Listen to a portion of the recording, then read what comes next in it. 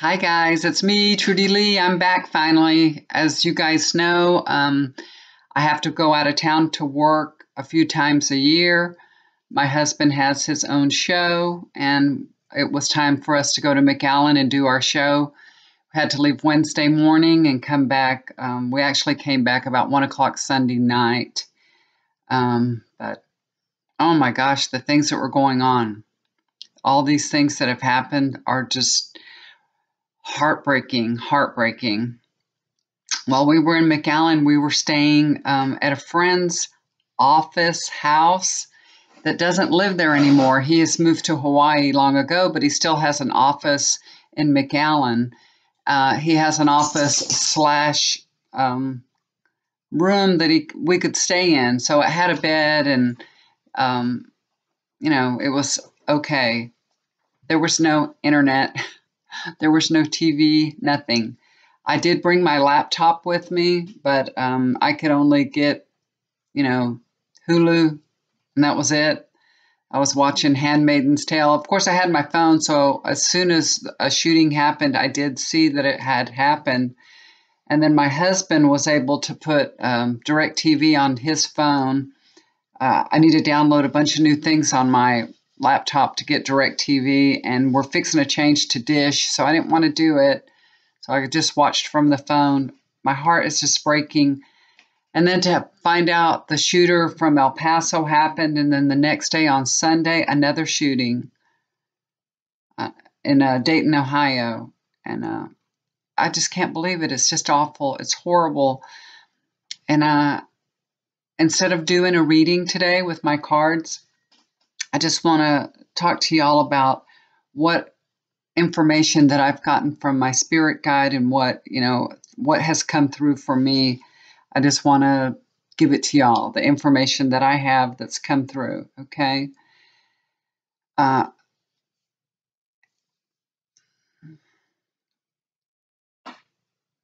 This shooter, I'm getting a little information on this shooter. I'm not even going to say his name or anything because he doesn't deserve to be named. From the time he was a little baby, I see his mother holding him as a little baby. She knew he was different. So this is something that he was born different, so maybe some kind of chemistry thing in his brain. Something was different about him. He was a very fussy, difficult little baby and difficult to soothe. I see his mother having a hard time soothing him. So he wasn't soothed by, human touch and the regular things that would soothe you. I'm seeing that. In school, he was very quiet and just a real quiet little boy, more to himself, not really outgoing. Then I see later on, he has a job, but I feel like that he's asked to do more of menial tasks at his job, and he knows that. They just give him the more simpler things to do, and it actually makes him angry. But I see him sweeping. I see a broom and I see him sweeping. So I don't know if this really is him sweeping or just that he's doing simple things at work. That just might be, way of spirit showing me he's doing simple things. Could be sweeping.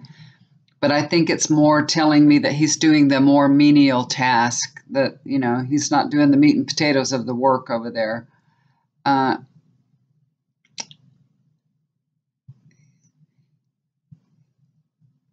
He looks at, of course, he's got a problem, of course he has a problem, but he looks at, I say, why did he shoot these people? Why? And I'm just like, I keep asking why, what happened? He looks at them, he says they're a bunch of turkeys. And I see a bunch of turkeys. And I also see that, you hunt turkeys. So he looked at these people like he was hunting them.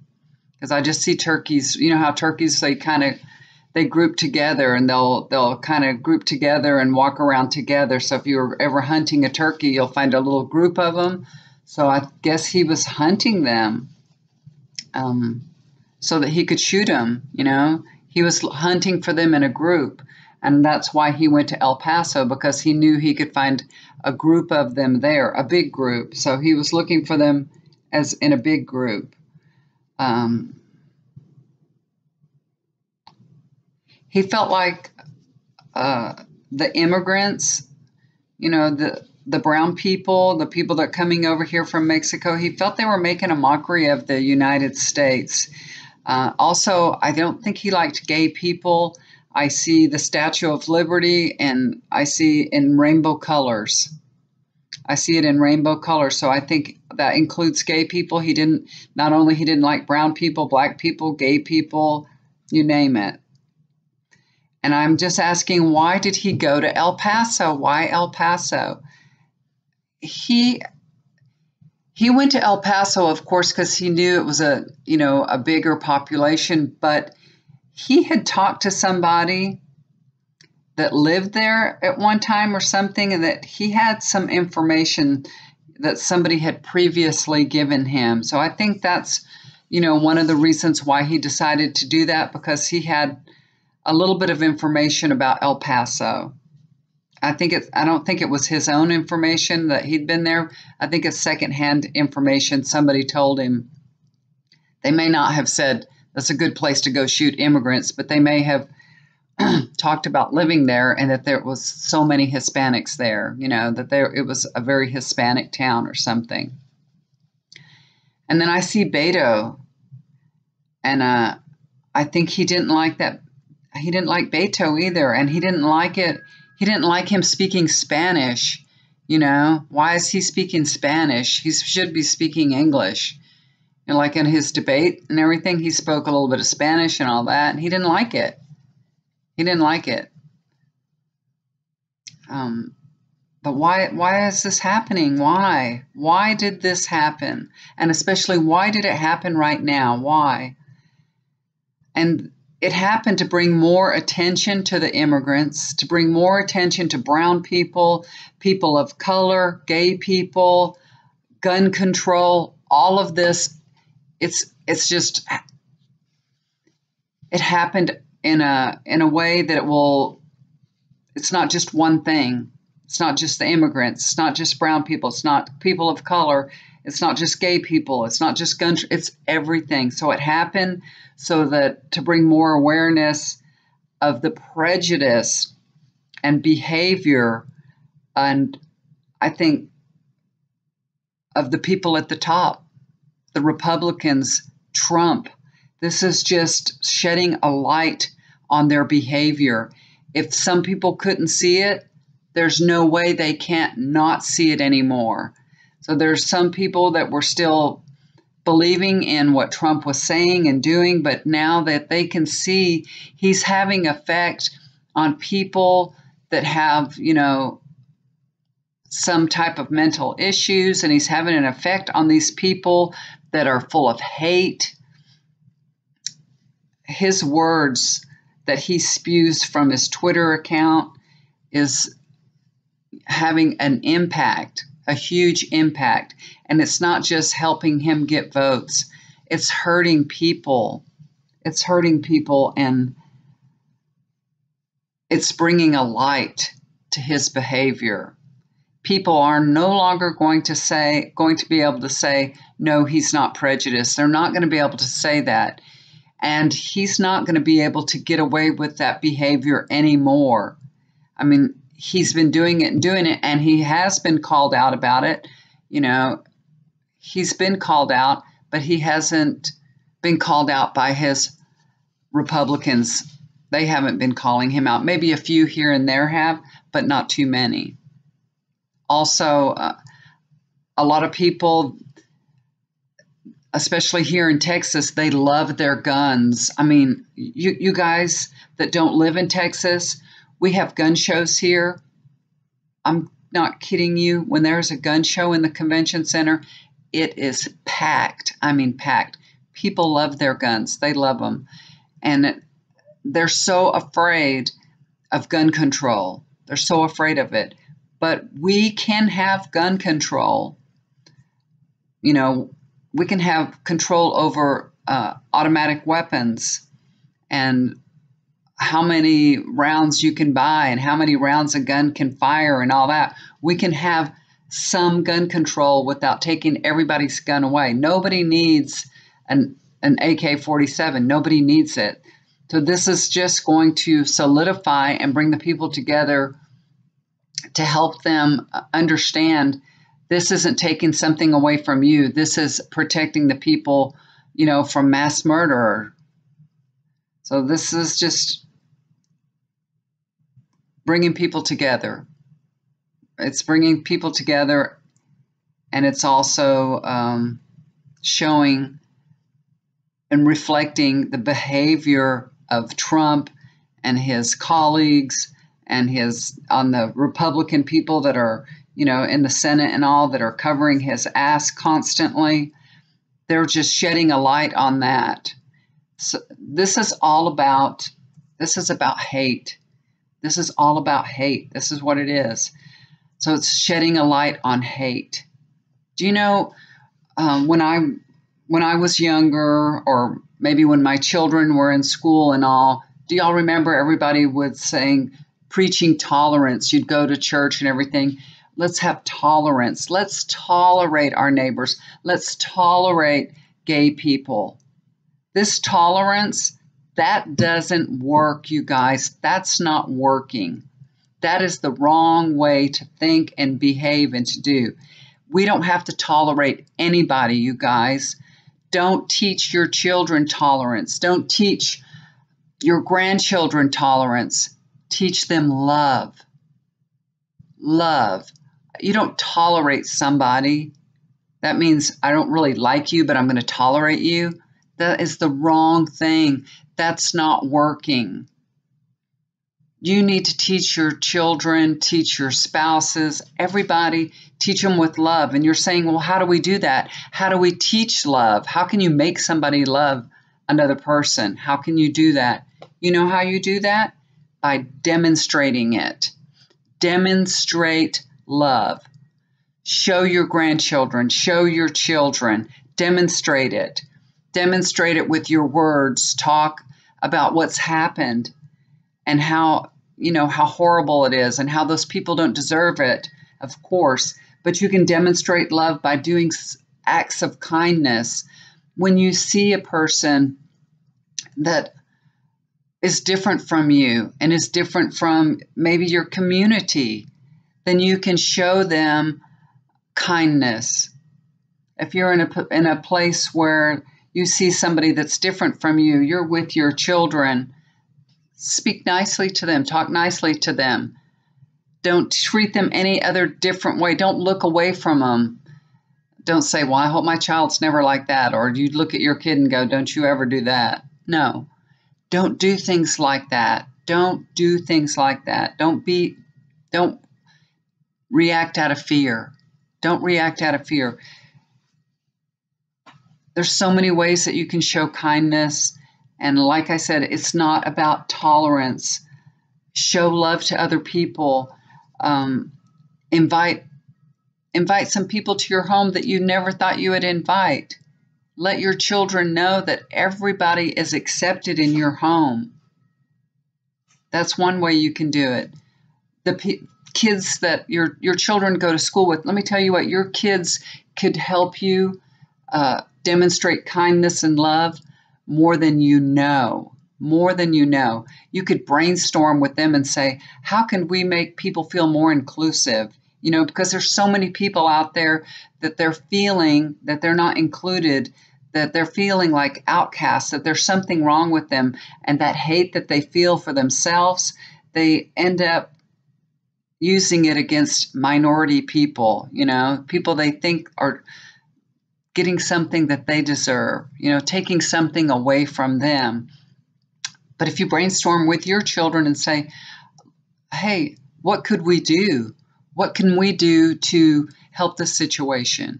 What can we do to show love to our community? Brainstorm with them. There's lots of things you can do to help, and your children will come up with fantastic, fantastic ideas. Your grandchildren, your children, and y'all can do it together. How can we show love to our community? Everybody should do that. Let's show love to our community. How can we help? How can we help El Paso community? We're going to pray for them. We can send some money to them, and we can love our own community. Love your own community. Show kindness to everybody in your community. Tolerance and acceptance, that is a thing of the past. We need to demonstrate love. Demonstrate love. That's what I keep getting. I keep hearing all while I was cleaning up. When I came home from work, I just kept hearing that. Teach love and demonstrate it. Teach love and demonstrate it. So the way that you treat other people, your kids are watching you, your grandchildren are watching you, your spouses are watching you, how you treat other people, how kind you are to other people, it has an effect on everybody. If you're kind and loving to the person at work, more of the people that you work with, your coworkers, more of them will be kind to other people too. So if you see somebody at work that isn't being treated nicely, speak to your other coworkers and say, let's start treating this person better. I think he's not getting a fair shake. We need to step up and treat him better. Everybody needs to love each other, show kindness and love to each other.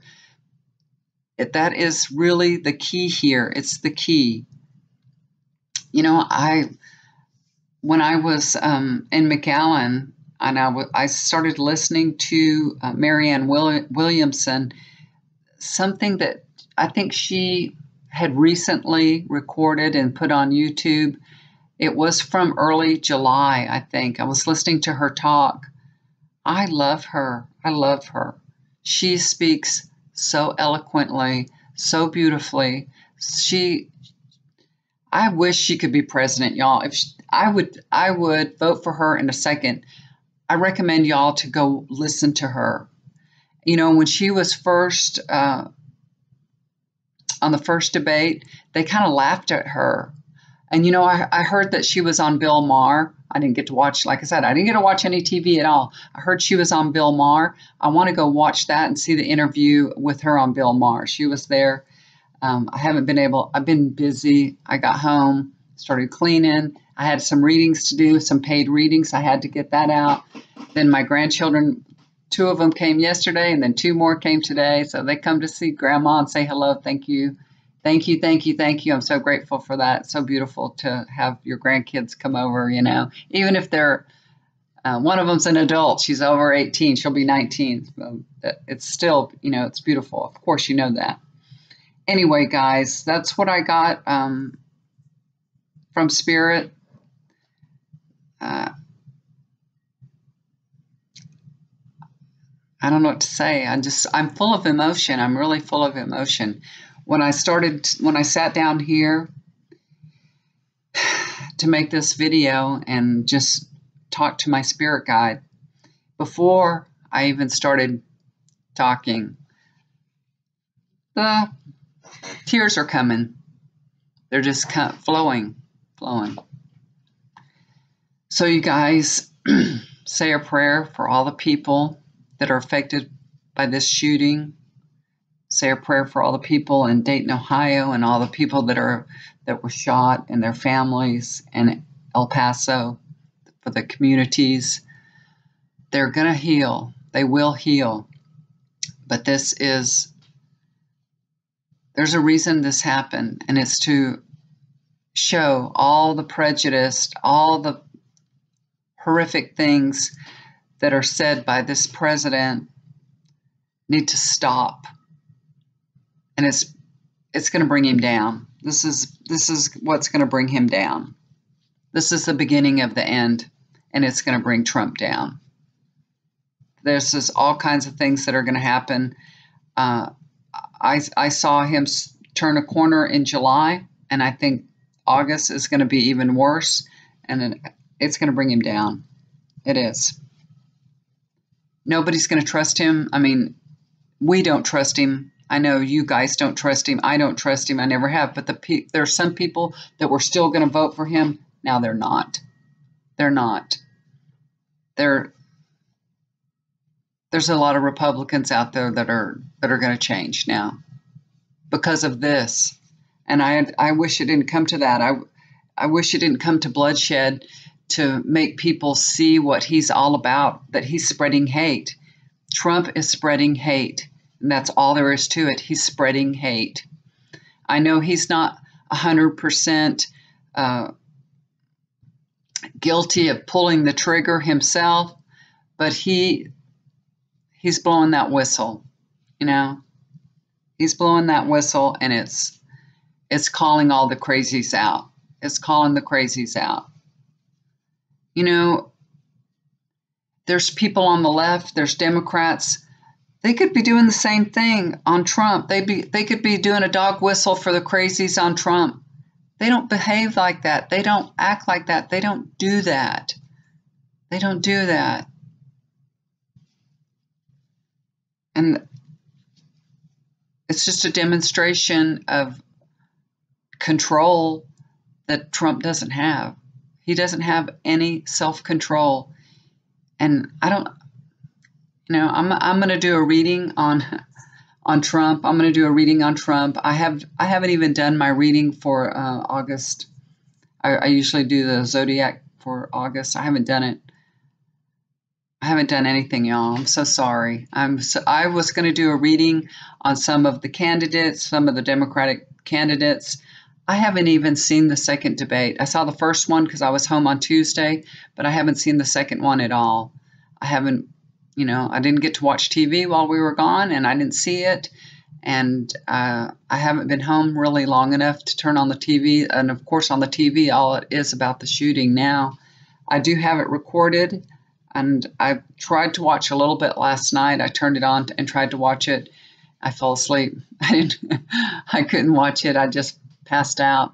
While we were gone and we were staying in these people's house/office, it wasn't, sorry, thank y'all for letting us stay there, but it was not comfortable. It wasn't comfortable, and I couldn't sleep much. So last night I went to sleep. I went to bed at 10:30, and I don't usually get in the bed till midnight. Went to bed at 10:30, and then I woke up at 4 because I usually sleep 5 or 6 hours and I'm done. I was like, oh my gosh, I need to go back to sleep. So I got up for 2 hours, and then I finally got back to sleep at 6 o'clock. I slept from 6 to 10. So that was a lot of hours for me. I slept probably like 9 hours. Was it 9? Gosh, 4, maybe 8 hours. 8 hours probably. That's good for me, though. 8 hours is good. It's really good. And I couldn't believe it. I was like, it was almost 10 o'clock, and I'm like, oh my gosh. I can't believe I slept that late. I never, ever, ever sleep that late. So, but I guess I really needed it. I was exhausted, hadn't slept well, and we have to be at the convention center every day by 8 in the morning. The first day, 7:30, and then after that, we have to be there by 8 because we're letting all our vendors in, so we have to unlock the doors and all that, and let everybody in. So we're in charge, you know. So anyway, it was. If y'all knew how long it took me to put on makeup, you know how early I had to get up. Anyway, thank you guys for listening to me and being patient with me. And just thank you so much for your words and asking about me and where have I been and all that. Yeah, I have had bad headaches. I had them all while I were gone. I haven't had one today. Knock on wood. I have not had a headache today. So I don't know. All this pressure that was building up, it's feeling much, much better. So I'm happy to report. Hopefully it'll stay that way. I think it has something to do with sinuses. That's what I think. I think it's sinus related. I've taken everything you can imagine. I've taken allergy pills one after each other, and I've done Sudafed, and I've done everything that I can. And I've neti pot, everything. I'm doing it all. So hopefully something's going to work, you know, but I'm feeling better today. Thank you guys so much. Don't be worried. Everything's fine with me. I'm just working. I have to work. I got to make some money. Got to pay bills, you know. So that's how we do it. We have to go out of town 3 times a year. Okay, guys. Thank you again so much. Love you guys. I will be doing some more readings soon. I might even put some more out tonight. I have a long way to go. So, and I already cooked dinner, so I'm ready to make some more videos. Okay. Then the next one, hopefully, it'll be a little bit happier and lighter. I haven't even talked to Spirit about the Ohio shooter. I haven't talked to him about it yet, but maybe I'll do that next. I don't know. I can only, I don't know if I can do it tonight because it's too hard. It's really emotional. It's too hard. So maybe I'll do it tomorrow. Okay. Okay, guys. Love y'all. Take care. Do something kind for somebody. It'll always come back to you. And y'all pray for all the people that are affected by the shooting. Send them your love and prayers. Do something kind and good every day. And reflect it in your neighborhood, in your community, and your place of work. Okay? Love you guys. Bye for now.